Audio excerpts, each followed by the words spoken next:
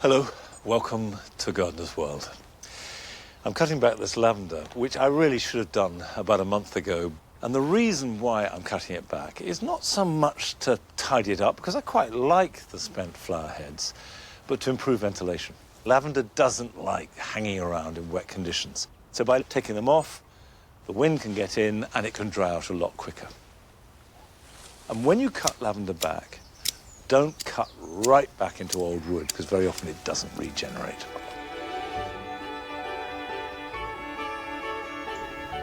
On today's programme, Carol is celebrating the perfect planting partners to extend the flowering season deep into autumn. Completing the border are the relics of plants past, and when they're woven together with cobwebs, they create magical pictures. Frances looks back on her exciting first year on her own allotment. I've waited a long time for my allotment, and having my own really has been as fulfilling and exciting as I'd hoped. And I shall be taking stock of the garden and working out what I need to do to prepare it for the coming winter months.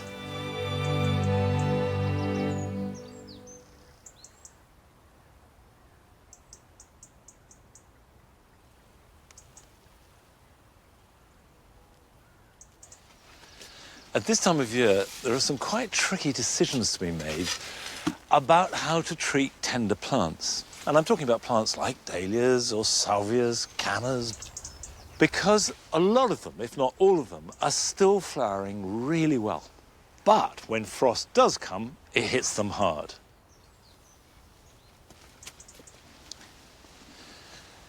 Now, I've got a couple of plants here that react rather differently to inclement weather. You can see here we have the flowers of Salvia curviflora, a lovely deep magenta pink. I put it next to this dahlia, which is Downham Royal, and the two colours play off each other.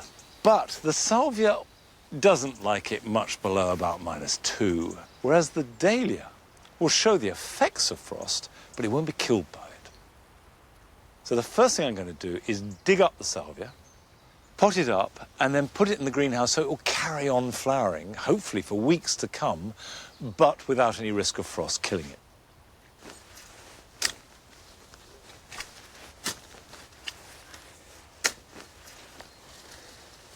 Right, this is where I have to try and do as little damage to the plant and around me. There we are, perfect. When it comes to the dahlias, I have a different course of action. The top growth will be blackened completely by the first proper frost. Unless you have very free draining soil, that is the time to dig them up.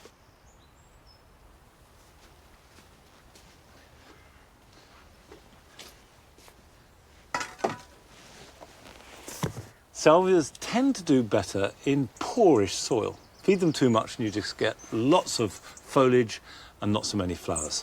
So I'm going to use a gritty mix, which actually I've mixed up for planting tulips in pots. Lift this out carefully. Perfect. And then pack around it. As long as it wants to continue flowering, I will water it and feed it once a week with dilute liquid seaweed. But when the flowering stops, I'll stop the feeding, and this will live in the greenhouse and be watered maybe once a month. Now, Carol has been travelling around the country looking at plant combinations. She's gone down to Wells to visit the garden at the Bishop's Palace.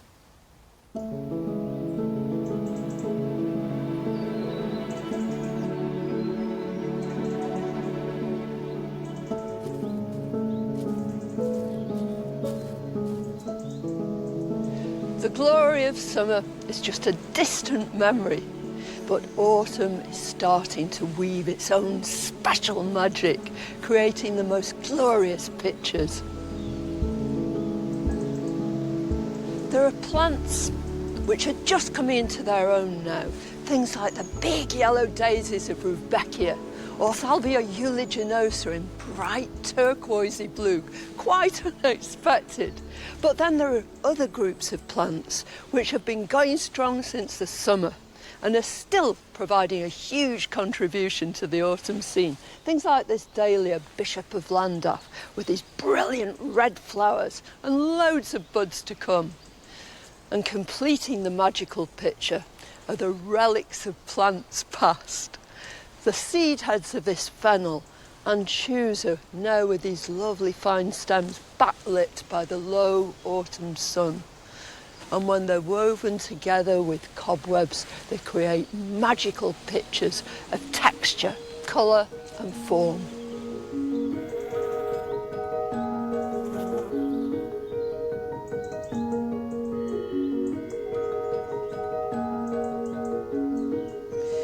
What I love about the planting in this small bed is that it doesn't rely on brilliant colours. Instead, it's an amalgamation of all these beautiful textures and lovely movement. In the foreground, there's this lovely Stipa tenuissima, a favourite grass for anybody who wants to create this soft waftiness. It reminds me of cirrus clouds, those mare's tail. And then in the background of these clouds, this cumulus of this lovely little aster. It's a white form of Aster ericoides.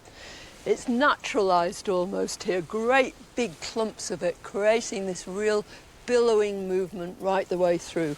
But the plant that really completes the picture is this Artemisia ludoviciana valerifinis, this low-growing plateau of silvery leaves, the perfect foil to the grass and the aster.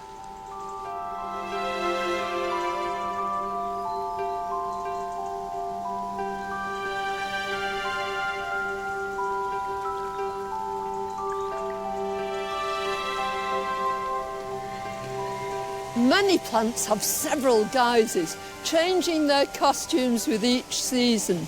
Sometimes they fade into the background. At other times they come to centre stage.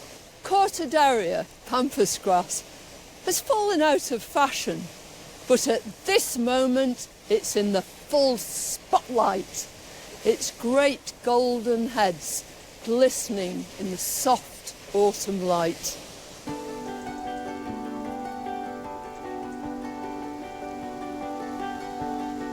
In the summer, Perovskia Blue Spire is a class act, a vision in blue. But now it plays a supporting role as a framework for the bold stars of Aster fricatii monk. The dark leaves of Cotinus royal purple form a fitting backdrop to the blue and silver scene.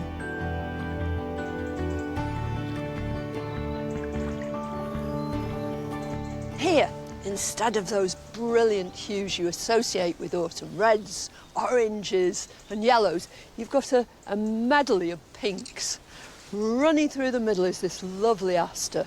This is one of the Novae Belgii, the true Michaelmas daisies. There are also these big splashes of colour. Salvia amistad in the background with big purple flowers and a splash of deep, brilliant pink from this dahlia. It's named after one of the bishops of Wells. It's Bishop Peter Price. It's just what you need in between these pale, soft colours. This is the most spectacular border, and it's made all the more magnificent by the way it's been planted. You've got this rhythm established with these clumps of plants repeated all the way down the border. And that's achieved at this time of the year mainly by using two plants. First of all, the Sedum spectabile.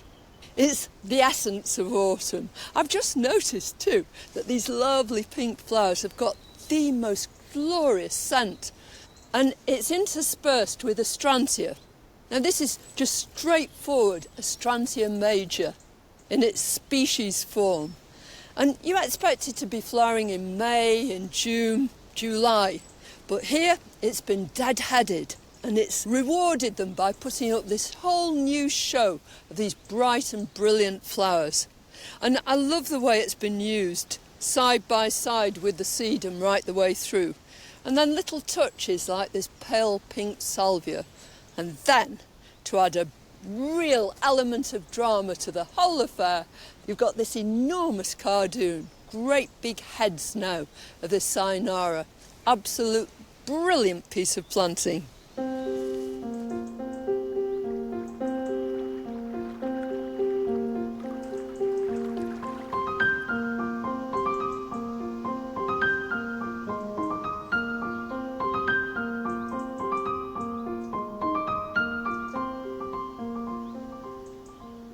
Well, this border too relies on repetition, but here almost everything within the border is evergreen, with an odd exceptional herbaceous perennial thrown in.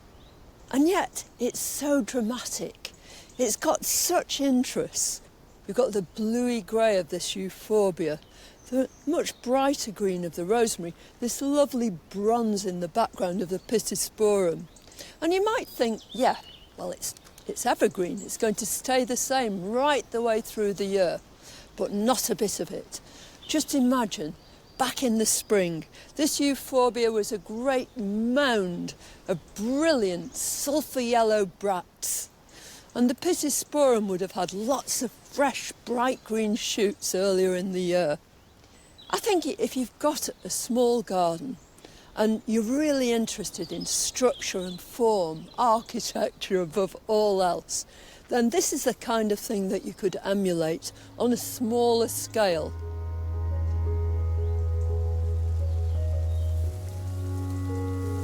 I think everything we've seen, those brilliant herbaceous perennials, this lovely evergreen border with these marvellous structures, positively lush, I think it proves that autumn has just as much to offer as any other season, and it has its own special magic.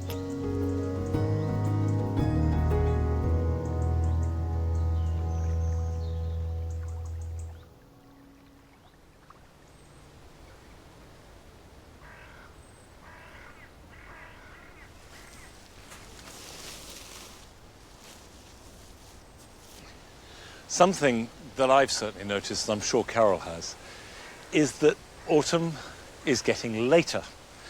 And the autumn flowering season, which used to end round about mid-October, is pushing well into November. That's climate change, and that has happened in my lifetime. And what that means is you can plan your planting and your borders for a really quite lengthy display. Now, I've taken off the netting from these Brussels sprouts. I netted them against cabbage white. We've got quite a lot of whitefly, but don't worry about that. They're not doing much harm and they wash off very easily. And I need to stake these because they are becoming big old plants and they'll get heavier, and I want them to stay in the ground till at least February time. And all you have to do is put a cane in by the side of each plant, like that, put it in good and firm, and then just tie them to it.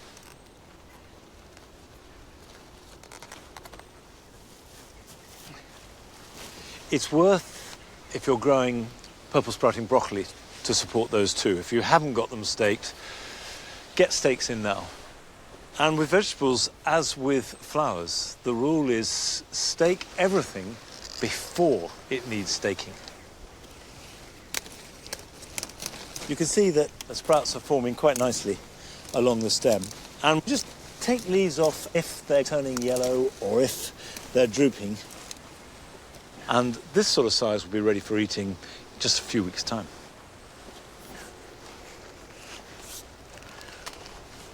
Right, it's time to harvest my squashes. These squashes are an onion squash, uchiki kuri. They're Japanese, and I like them for two reasons. One, they're a good size. They're not too big. And also, the flesh is delicious. And if you're growing them flat on the ground, you really do need to think about lifting them up before it gets too wet, because slugs can get at them. And you know they're right because this junction is drying out, and all I have to do is cut that off. Now, handle them carefully. Don't just chuck them into a barrow or a container, because they can bruise.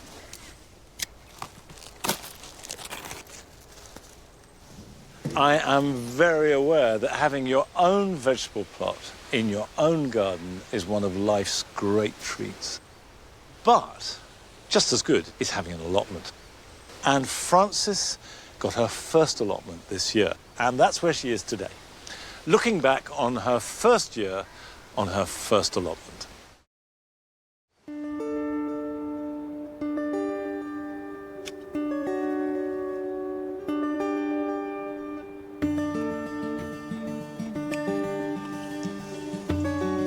I'm just harvesting my cut flowers, and I got a lot of tips from Helena when I visited her cut flower allotment in London. So following her advice, I'm cutting these first thing in the morning to give them maximum chance of surviving a long time in their vase.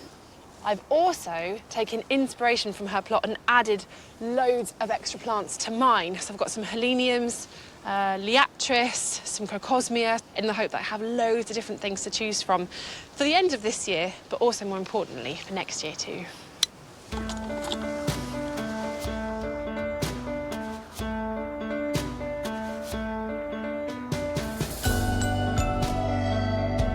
When I started out in the depths of winter, I have to admit I was feeling a little nervous and overwhelmed by the brown weediness of it all. But with a bit of hard graft, some help from family and friends, and a lot of weeding, my allotment started to take shape. This is the part of the allotment I'm probably the most pleased with because it's been my main vegetable growing area. These are my gherkins. Just one plant germinated, but I've had so many gherkins from it, which is very exciting.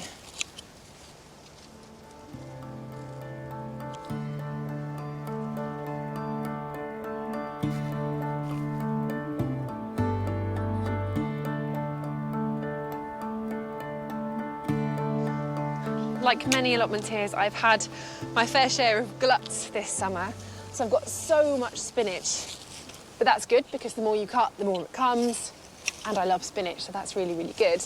I have some celeriacs here and some leeks, which won't be ready for a while, probably into the winter. And the other thing I've had an awful lot of, which everyone warned me about, is courgettes. I've had so many that I don't even know what to do with them. I've given quite a lot of them away, to be honest. And this one has been absolutely amazing. It's called Floridor, and it must really like it here because it's just produced so many courgettes. There's even more coming now. I don't know if they'll have time to ripen, but I'm going to let them be and see if they do. It's a lovely yellow round one. It tastes amazing, and now that it's a bit later in the year, it's not ripening fully. It's a little bit green at the tops, but there's just been so many compared to the normal green courgettes, so I'll definitely grow this one again next year. And I've got some beetroots now coming as well, which as I thin them, I can eat them. The smaller the better with beetroots, really.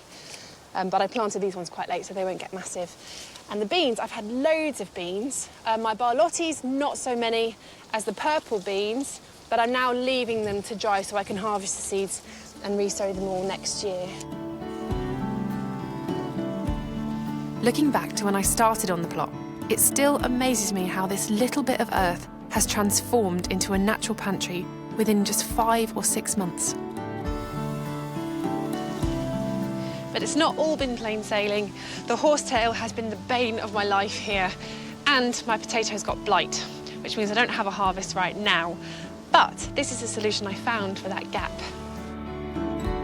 My micro-veg seeds got a good soaking in some of the delightful summer rain. A lot of this has germinated really well, actually. My peas, my radishes, coriander, and some rocket have. And some of these radishes have actually formed into quite big ones. Not this one, this is just a little radish. But there's research that says that the smaller vegetables are actually more nutritious for you. Whether or not it's true, I don't know. With so much lovely produce all ripening at the same time, I'm having to get creative to put them all to good use. I'm going to pickle a lot of my vegetables, and that way I can keep eating them on into the winter months. And I'm just going to add to those pickle mixes in the vinegar some different herbs that will give things different flavours. I've got lots of herbs here to choose from, so I'm growing loads on the allotment. But I think I'll do some fennel, maybe some myrtle, some tarragon, maybe even some rosemary, and just try out the different flavours and see how they work. I'm using my gherkins and a fennel bulb. They have to be salted for 24 hours before you make your pickle. This draws out excess moisture, which makes your pickles extra crunchy. Then you rinse off the salt thoroughly and you're ready to get pickling.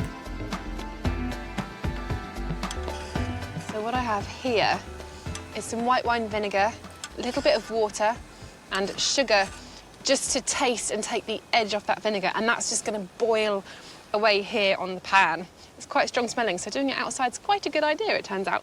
And then to that, I'm just going to add some spices. All of these are optional and you can play with different combinations. I've been trying some different things. The last batch I made had a few too many cloves in, so I'm going to go easy with those ones this time. But it does help just to add a little bit of flavour. So I've just got some black pepper, cloves, coriander seeds, mustard seeds, and then I'm adding a little bit of nigella and some fennel seeds that I've got here from the allotment. In terms of quantities, I'm just going with gut instinct. And as you add all the spices, the air will fill with delicious aromas. And then the whole lot just simmers away while I fill my jars with my vegetables. And when you're doing anything like this, like making jam or fermenting things, you have to remember to sterilise the containers that you're putting things into so that no fungus and bacteria can be inside it. Just a bit of water in it, put it in the oven for 15 minutes or so, and that should do the job. Otherwise, a dishwasher cycle should do everything that you need. There. Then I pop in my fresh herbs, and after 10 minutes or so, my pickle mixture is ready to pour in. Okay, I'm just going to stir up all of those seeds so they don't sink to the bottom, and I get an even distribution of them across the jars. There we go. And here.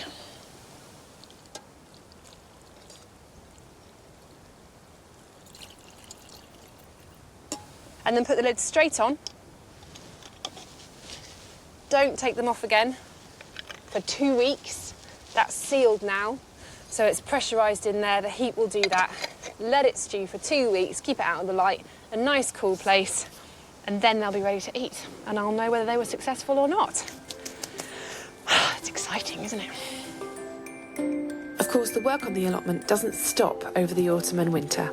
And as this is only my first year, there is still so much potential. I've waited a long time for my allotment, and having my own really has been as fulfilling and exciting as I'd hoped, with some blood, sweat and some tears thrown in for good measure. But this doesn't feel like the end. This really feels like the beginning of my allotment adventure.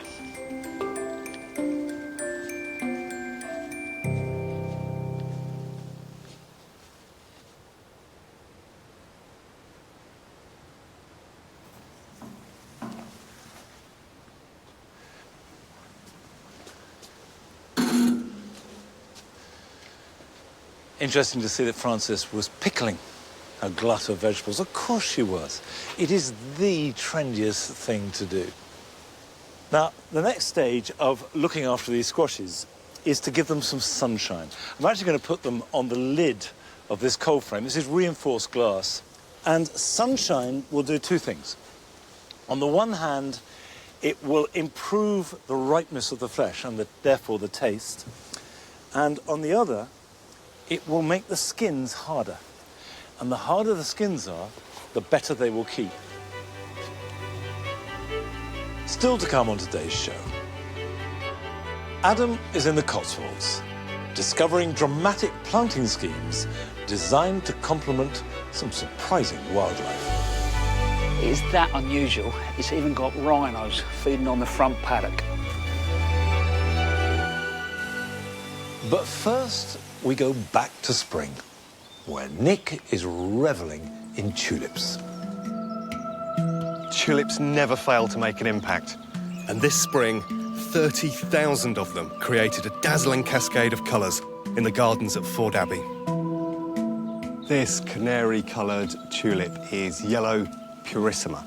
It's part of the Fosteriana group of tulips, and this cultivar is renowned for being particularly resilient to wind, rain and hail in springtime. So it's got a really solid, sturdy stem and fairly strong petals.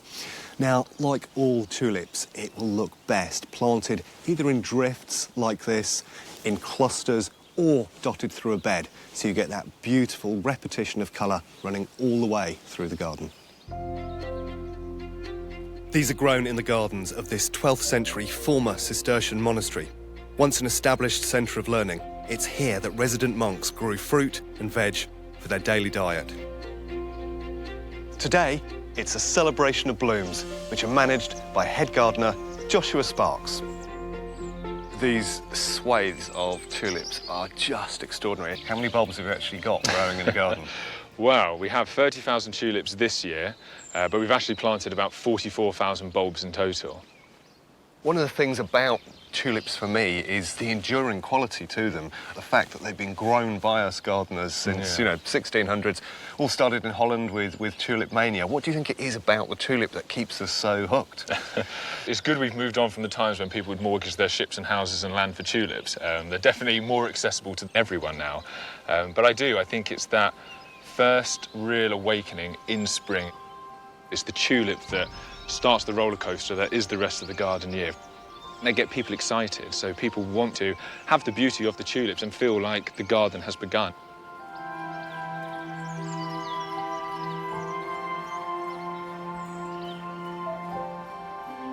Here at Forde, what we're trying to do is we want to create really diverse and rich tapestries of tulips and different plants all mixed in together. Lovely tulips like Negrita, for that really lovely royal purple, Princess Irene for that orange, Black Hero, which are these really dark double black flowers, and then we've intermingled that with Narcissus, white foxgloves, Hesperus, which will come in that later summer months. And it's wild, it's very nature-inspired. And we have things like the red Russian kale with the beautiful red stems, the yellow flowers, and the kale, to me, adds that historic relevance. You know, monks worked this for nearly 1,000 years. They grew vegetables, they had that production, and I think the kale's a really nice nod to that historic element, mixed in with the tulips of that traditional English gardening style. I inevitably grow a lot of tulips at home, and I've got a lot of squirrels. So my technique is to go a bit deeper than you typically would, and I often put chili on the surface, which I find works really well to get rid of the squirrels. But for people growing at home, what would you advise for tulip planting? Yeah, no, we have a lot of squirrels, mice, voles, badgers. Every woodland creature you can think of comes out to get our bulbs. I think planting deep is the best method. Planting deep in the autumn, planting deep buries it away from the animals that kind of want to dig them up and eat them, especially as they go into winter. But it also makes them more perennial in the borders. It means that your tulips will last a good 2 to 3 years and you won't have to replant every year. And it allows you to have a bit of a cushion that if you're digging and you don't want to stick in a fork and pull out a load of bulbs, almost like a kebab. And that seems to work really well. But chili flakes, maybe I'll try next year. Yeah, it's worth a shot. Having been awarded a Winston Churchill Fellowship, Joshua travelled across the globe to learn about new and dynamic working practices and improving sustainability in public gardens. He's brought many of those ideas back here to Forde Abbey. If your gardener can produce predominantly most of the material that you need to keep your garden healthy, then you should be doing so. So, for example, here we have fermented plant juice, or FPJ. An FPJ that we make here is made of really lush spring greens, such as cleavers, nettles, that really high, intense, quick-growing weed. We just chop it up. The only thing we add is brown sugar. Brown sugar helps draw all the nutrients and the benefits out of the plant. We dilute that down in water, and then we spray it onto our crops pretty much every 2 weeks during the growing season. Fantastic. Now, I noticed you've got some biochar down here, and it's very much become a part of the horticultural industry in the last few years, but I think a lot of people don't know about it and what it actually does. It really is amazing. It's a wood material that's cooked with minimum oxygen in a minimum oxygen burner, such as a charcoal burner. So it's not wood ash from your stove that you have at home. It is different. You put it into your compost for a 2-week period, and then it's activated, and then it's ready to go into your soil. It retains moisture. It helps build habitats for microbes living in the soil. It lasts for 1,000 years. We simply put it into our compost, mulch our beds in the autumn, and then that's how we put the biochar down. And then we don't do another biochar application again. It's that simple. So this all comes really into play with tulips. You have to plant them deep, you have to cultivate the soil.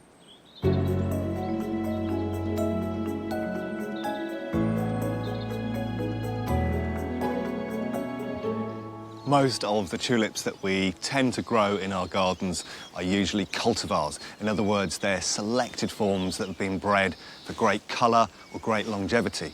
But of course, they all come from wild parents, and this is one of them. It's Tulipa sylvestris. And sylvestris references woodland, or the fact that it comes from woodland edge, or in fact meadow environments like this.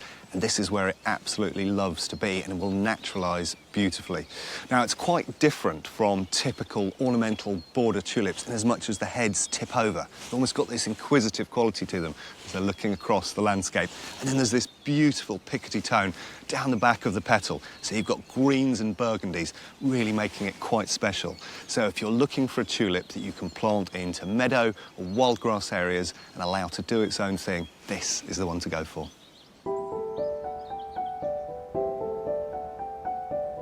Tulipa peppermint sticks is a form of Clusiana tulip, and so it has 3 pale petals and 3 darker petals, which give it this almost candy stripe. It's very elegant, slim and upright, which makes it perfect for growing in small pots. One of my absolute favourites is this. It's Tulipa ballerina. Now, it's got an Award of Garden Merit from the RHS, which means it's strong and stable and resilient. It's a tulip that's absolutely perfect for growing through beds and borders, through existing perennial and annual plants. It looks absolutely superb.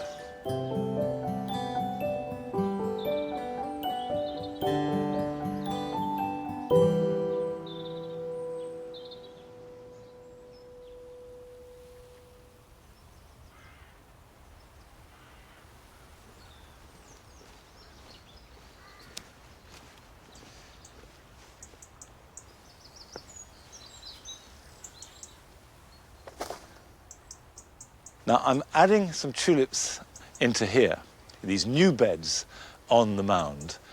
Planting tulips in borders is a job to do any time between now and Christmas. I've got 2 varieties that will interplay. They're both shades of soft lemony yellow, and I'm also going to interplant them with wallflowers, primrose bedder, which is another soft yellow.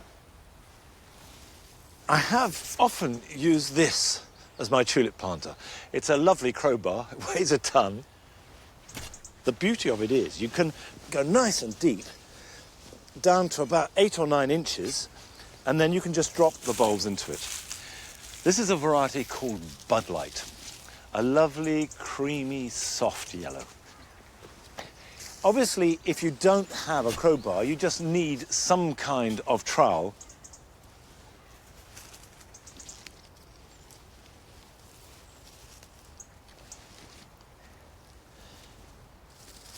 The other bulb that I'm planting in here is called Honky Tonk. It's a much smaller tulip, but it's got a lovely yellowy, lemony touch, and I will weave them in amongst the other plants. Now, I don't need a great big iron bar for these, because these are really quite small bulbs. They're almost the size of a crocus bulb.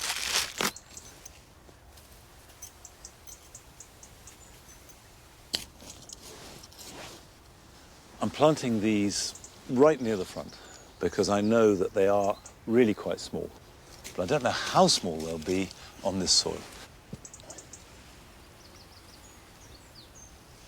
If you're trying out a new cultivar of tulip, then don't buy them in any quantity.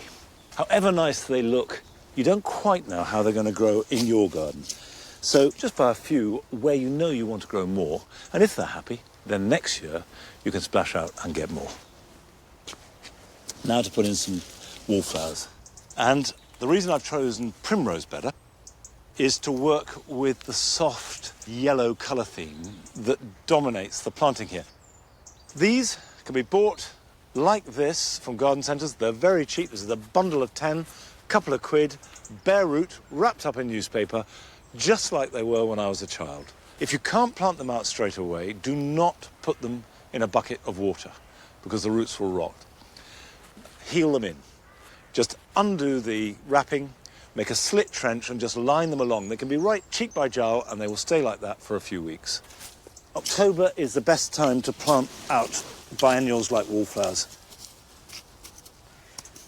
Now, I've left the holes of the bulbs open so that I can place the wallflowers in between them. And obviously these will have to be filled back in.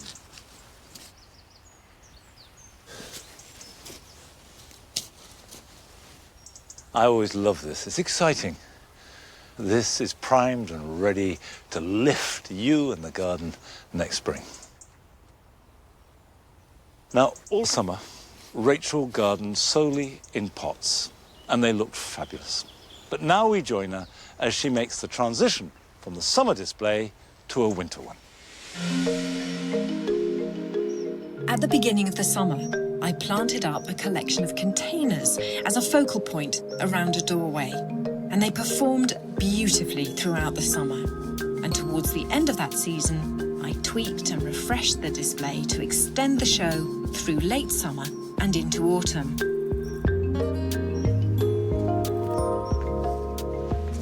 Now, these have really delivered for months now. Fantastic colour, and we've still got things flowering really well. The verbena's still doing its thing, dahlias as well. Now, they'll flower in this garden really well into November, so I'll leave them and just keep an eye on the weather. And I think what I need to do now is just reassess again. So I'm just snipping off anything that sort of obviously needs to go. But some of these plants I think I'll dig out and put into the garden. And then I think there are going to be gaps here, so where I can put other things that will give me extra colour, extra interest right the way through the winter.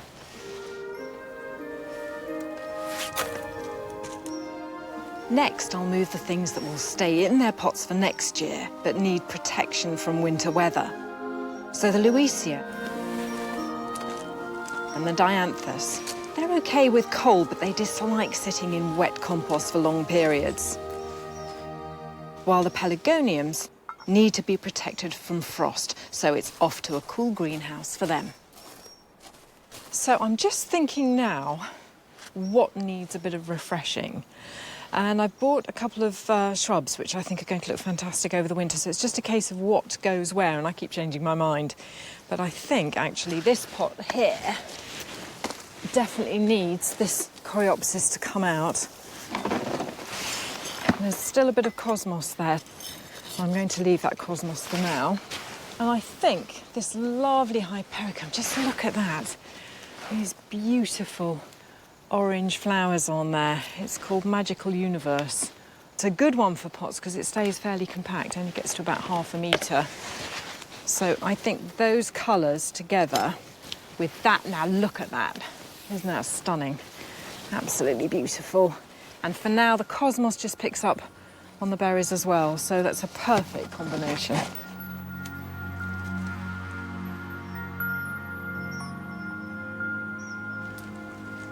Containers are great for awkward positions. So to lift the gloom in a dark corner, I'm making a pot of winter greens, starting with a beautiful evergreen shrub, Sarcococca, which tolerates deep shade. Its tiny flowers define their diminutive size by packing a punch with a heady, sweet perfume. I'm also adding some white Helleborus niger, otherwise known as the Christmas rose, and to soften the edges, a bit of dangle with a delicate little ivy.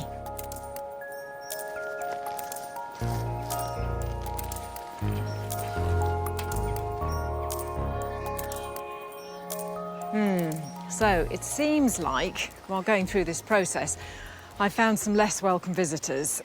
There are some vine weevil.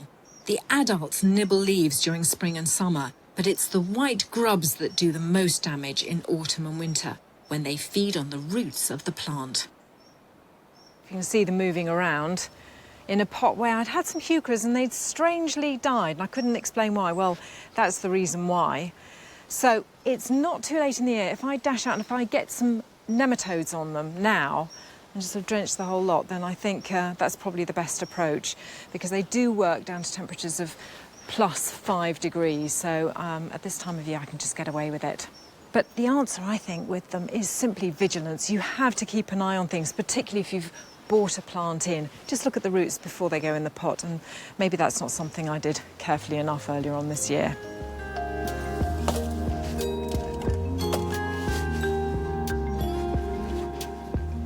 One of the very best things about gardening with containers is that you can grow things that you might not be able to grow out in the main garden because you've got the wrong sort of conditions. And I have to say, I've always loved these witch hazels. And unfortunately, here we've got really very limey soil, and this prefers acid. And it's going to get eventually to about 1.8 metres, something like that, about 6 foot tall, which means that it's really a short-term planting in a pot. So I've decided that I will enjoy it for a couple of years, and then I'm going to pass it on to my eldest daughter, and she is on acid soil, so she can grow it. This is an ericaceous mix, so it's perfect for acid-loving plants. And this variety is Orange Beauty, and it has the most wonderful spidery flowers through late winter, and they're this gorgeous, almost like peeled tangerine peel, something like that, and amazing fragrance as well on witch hazel, so I just think it's going to be something really quite beautiful, and for me, very exotic. And I thought for company, it'd be nice to have something with it, and I bought these Honsinia rubra. Lovely, compact, well-behaved, so what's not to like? I'm going to give it a couple of these for company. And then, maybe a little bit of colour. Something not too in your face. So I found these. These are gorgeous. Look, these lovely little violas. Tiger's Eye Red. And actually, they're extremely variable. Look at that. That one's quite dark, and then there's one here that's quite yellow. And I rather like that slightly random nature of it. I'm just going to dot them around. Happy with that. Now it's just a case of filling up with the rest of the compost, and we're there.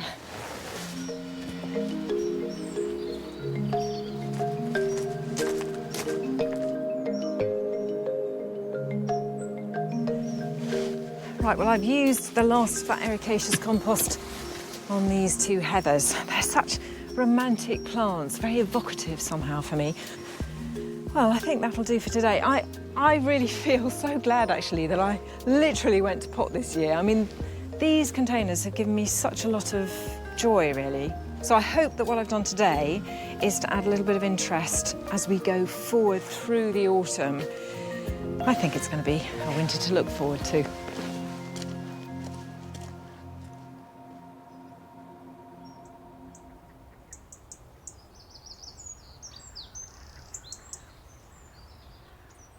Inevitably at this time of year, there's an overlap between the summer display and whatever you might want to do for winter or even next spring. I've got a copper pot here that I love, and it's been filled with these white cosmos since June. They've flowered all summer long, been really great. Now, I came to take these out and they're looking rather good, but their days are numbered because I want the pot. Bulbs look really good in it. Come on.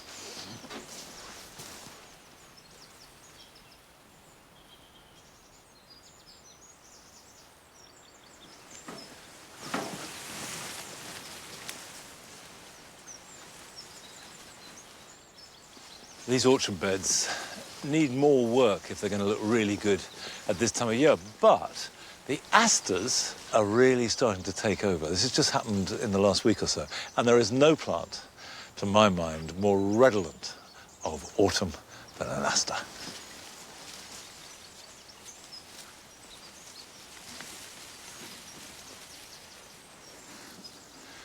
Earlier this year, we extended the pair of long borders in the orchard, and we had some extra soil.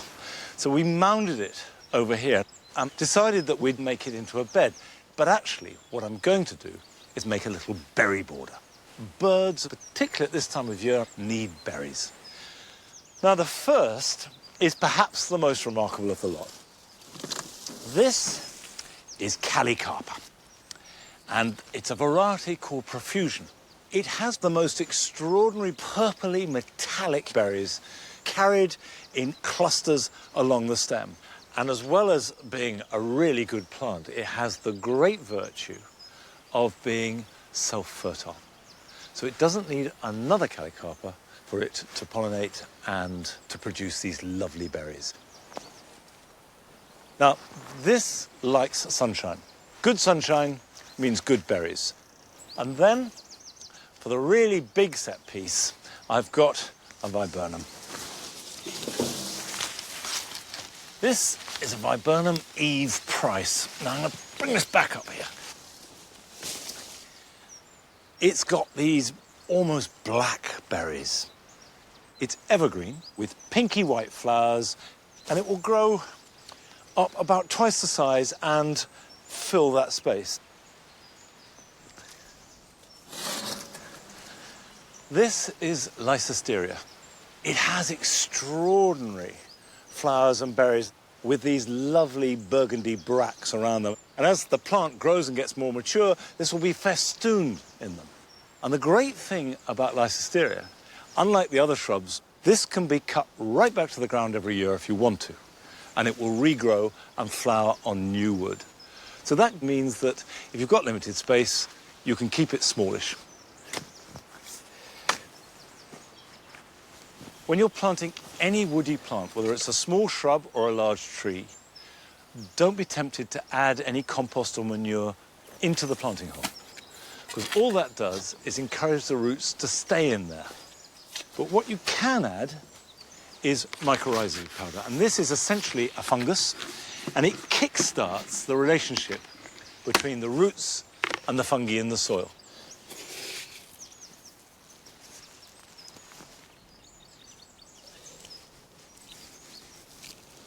Now, birds choose their berries in colour sequence.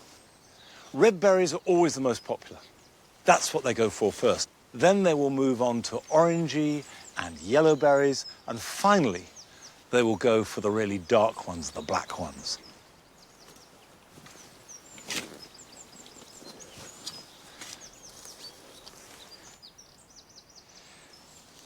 Now, this time of year, for the next month or so, is the perfect time to plant any trees or shrubs. If you plant them now, the roots will get established, which means that next spring, when the leaves start to grow back, there is a better root system to support that growth.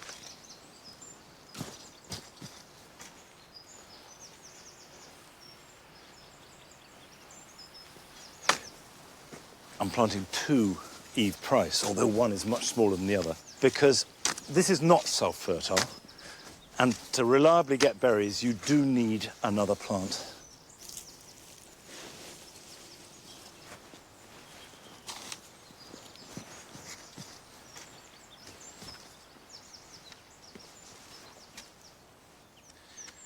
Yes, yeah, I like that. I will water those in, even though the soil is wet, because if nothing else, it firms the soil around the finer roots. And I think the wildlife will enjoy it. And it's not hard, in fact, to attract quite a wide range of creatures to our gardens that we can share with them and enjoy. But I suspect there are very few of us that have the same range of wildlife as the garden that Adam has been to visit. I'm always excited to see a garden that encourages wildlife, and it's heartening to know that so many more of us are now planting our green patches to make mammals, birds and insects all the more welcome. But imagine looking after a garden where the wildlife was, well, let's say a little wilder than the usual beasts found in the Cotswolds, and the planting had to work around them. But this is an unusual garden. It's that unusual, it's even got rhinos feeding on the front paddock.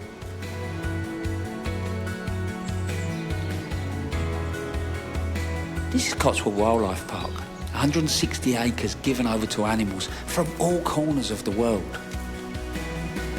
And interwoven with more than 10 acres of equally diverse planting.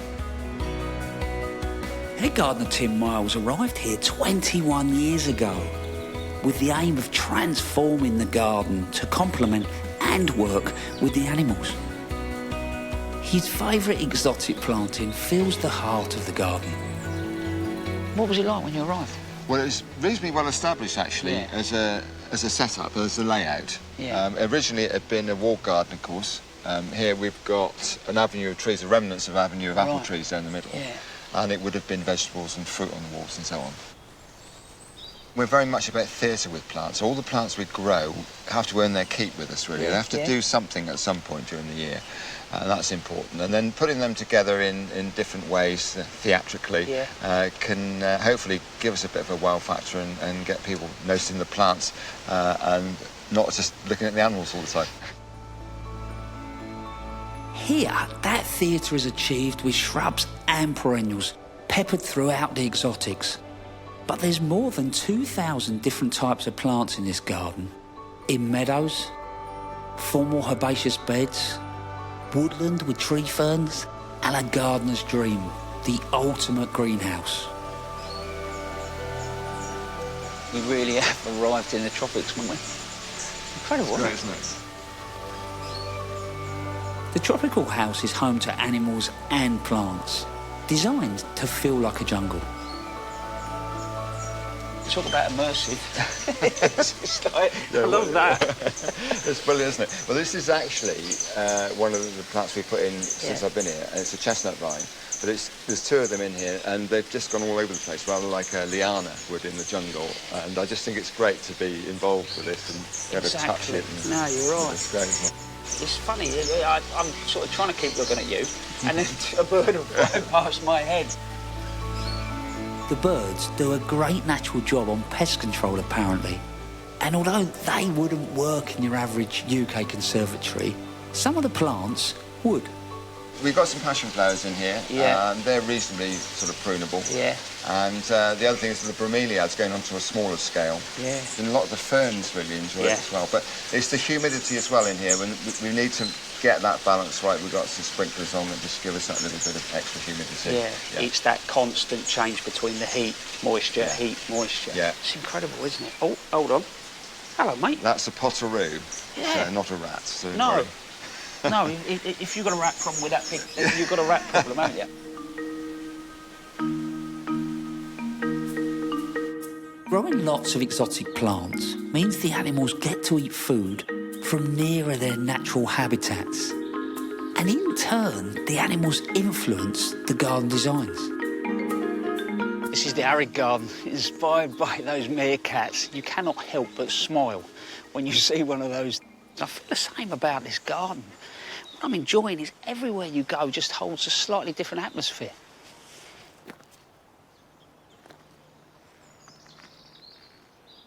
When I look at this garden, there is a lot of work. Things like the euphorbia, the lavenders, the santolina, and the trachycarpus, they'll stay in right throughout the year.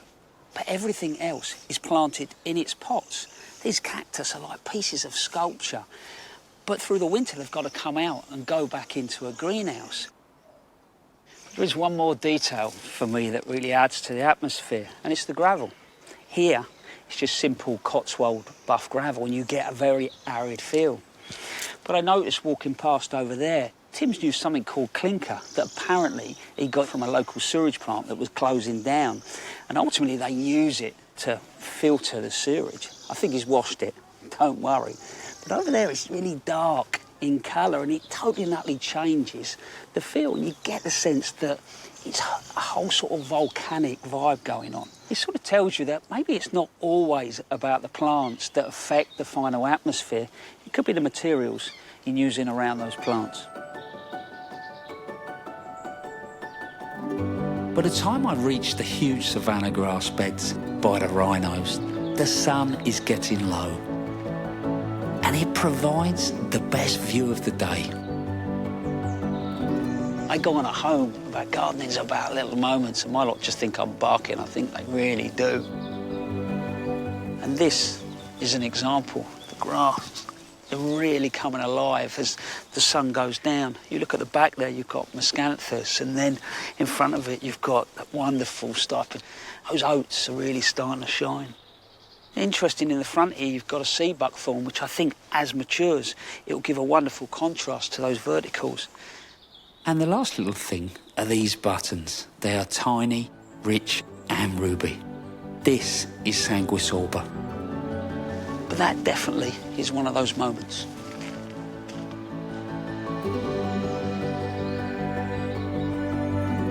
When I arrived this morning, I was a little bit hesitant as to how it was going to work overall as a design.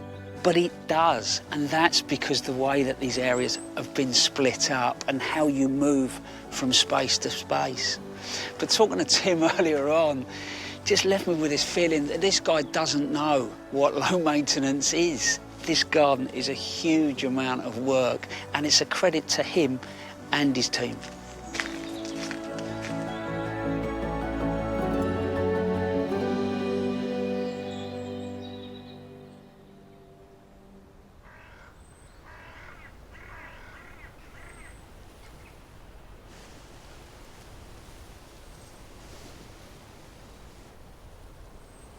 Now, it's time for some jobs.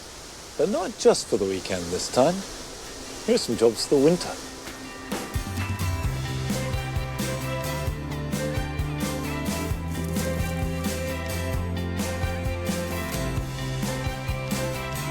If you pot up paper white daffodils now, they will be ready for flowering indoors at Christmas time. I'm choosing a variety called Ziva, which is full of flower. Use a fairly deep pot, put in the bulbs, and then cover them up with at least 2 inches more compost. Water them and put them aside so they're protected. In about 6 weeks' time, the shoots will appear, and then bring them indoors to a sunny, warm windowsill, and they'll start flowering a few weeks after that.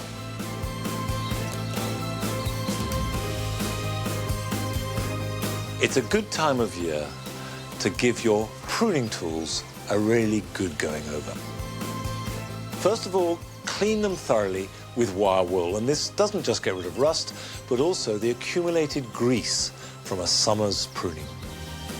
Then sharpen them to a really good edge, and I like to use either a sharpening file or a whetstone. Finally, when they're good and sharp, give them a coating of oil, and camellia oil is particularly good for this. Now they're ready for action.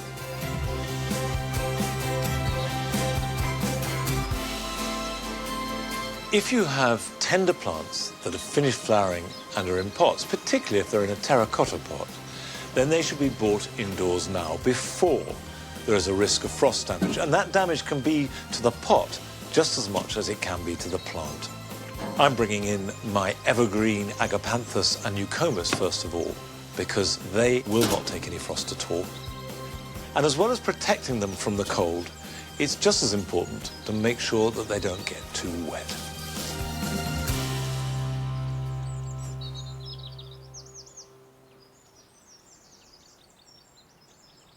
Well, I'm afraid that's all we've got time for today. Join me back here at Longmeadow next time. Until then, bye-bye.